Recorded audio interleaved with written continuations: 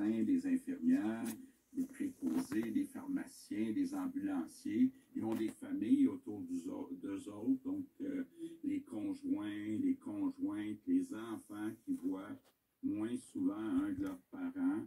Je veux dire à toutes ces familles-là un immense merci du fond du cœur d'aider, d'appuyer de toutes sortes de façons nos anges gardiens. C'est très important. Bonjour tout le monde. On entre aujourd'hui dans une nouvelle étape de cette bataille contre le coronavirus. On a toute raison de croire qu'il commence à y avoir de la transmission communautaire. Vous allez voir, le nombre de cas s'accélère. Et c'est important de le préciser pour mieux suivre en temps réel le nombre de cas. On a choisi d'inclure les cas qu'on appelle probables dans le total du nombre de personnes infectées. Donc, il y a une augmentation aujourd'hui, mais il y a une partie de cette augmentation qui vient d'un changement de méthode pour mieux refléter plus rapidement la réalité, étant donné que ça change rapidement. Donc, bilan de la dernière journée, on a maintenant 628 cas de personnes infectées. C'est une augmentation de 409. On a 45 personnes hospitalisées. C'est une augmentation de 21. On a 20 personnes aux soins intensifs. C'est une augmentation de 7. Et on reste à 4 décès, donc aucune augmentation du côté des décès. On a 1900 personnes qui attendent les résultats de leurs tests et 11 200 qui ont reçu un résultat négatif. Bon. Peut-être un point, une précision sur le nombre de tests. Madame Danielle Mécan et du directeur national de la santé publique, Dr Horacio Arruda. Monsieur le Premier ministre, à vous la parole. Merci beaucoup. Bonjour tout le monde. Avant de faire le bilan de la journée, je voudrais dire quelque chose aux Québécois. D'abord, je veux vous dire que je comprends que certaines soient stressés. C'est normal parce que habituellement, on n'a pas des enfants à la maison. Les aînés reçoivent la visite, là, en reçoivent pas. Je sais qu'il y a des travailleurs qui ont perdu leur emploi, qui se demandent quand et s'ils vont retrouver leur emploi. Je sais qu'il y a des entrepreneurs aussi qui ont bâti des entreprises toute leur vie, puis là, ils se disent, est-ce que j'ai tout perdu, ce que j'ai bâti? Donc, c'est normal d'être stressé.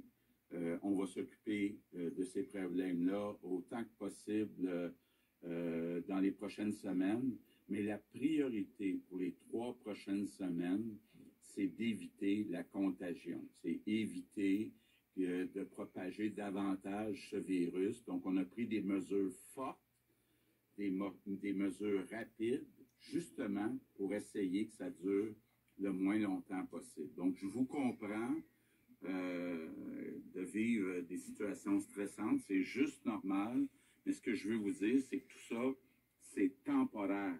Il n'est pas pris.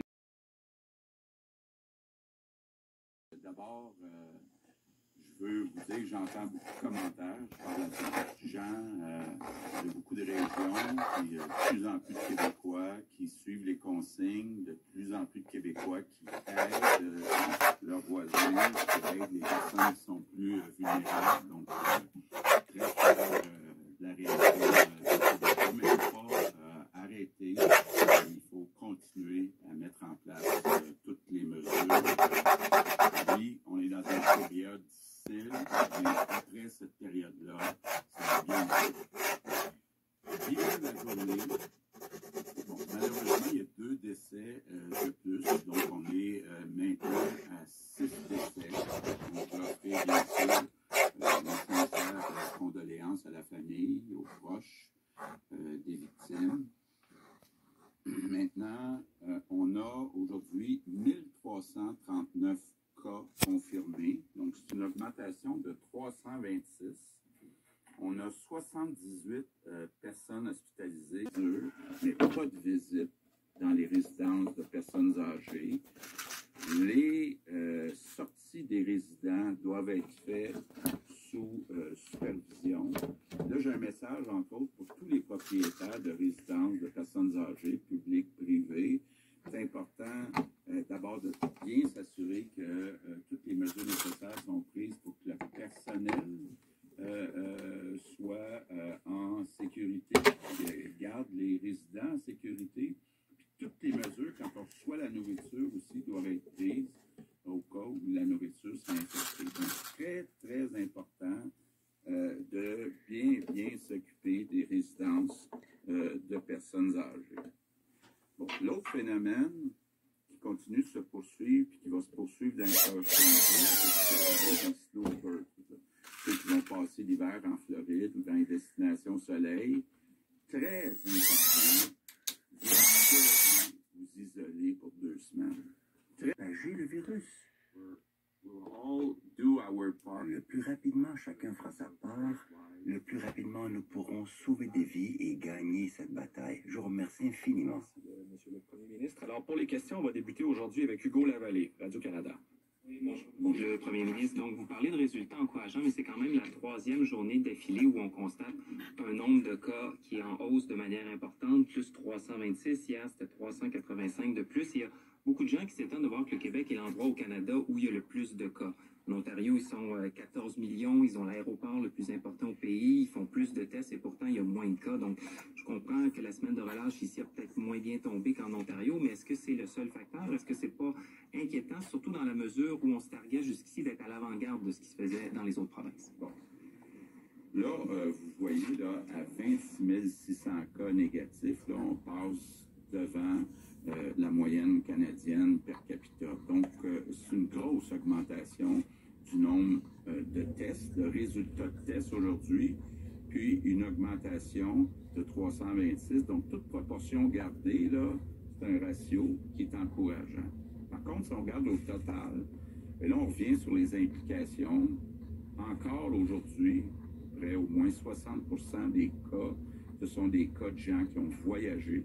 On a beaucoup de gens qui ont voyagé à peu près au pire moment durant le congé scolaire, donc il faut en tenir compte.